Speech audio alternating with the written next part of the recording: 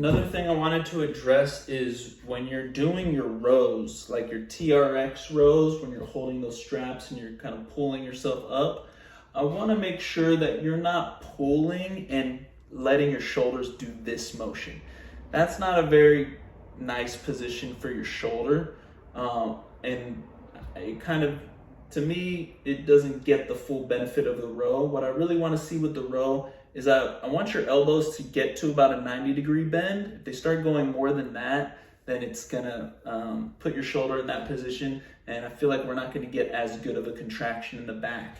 So what I want you to do is I want you to pull until your elbows get to about here, and then the rest of the motion should be done with your shoulder blades and back muscles. Notice how my elbows didn't get so bent, and now I'm at full contraction right here. I can't go any further than that. And I feel a good contraction in my back and like shoulder blade area. That's what I want you to feel when you're doing a row. So this is the wrong way. That's wrong. This is the correct way. Coming here and then squeezing from your back and shoulder blades. Whoo, I just feel my back get really lit up right there. That's good. And I'm not like arching my back so much, but I'm really pulling and I'm feeling that through kind of like my mid back and even in my shoulder blade area.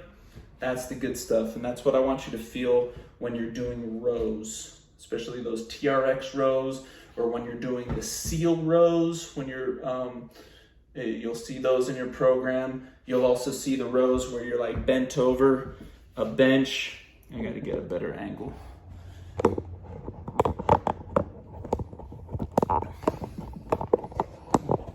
Technical difficulties here.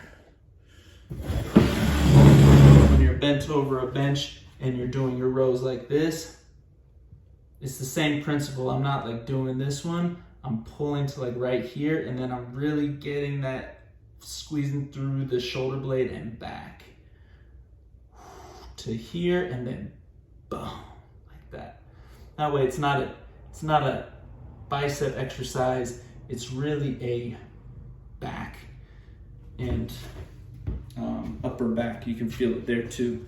To feel it more in the upper back with that bent over row, I mean, you'll see it when you get to it, but you can let the elbow flare out just a little bit, not bent like that, but a little bit more out this way, and then you'll feel that a little bit more in kind of that shoulder blade, back of the shoulder blade and like the back of your shoulder area.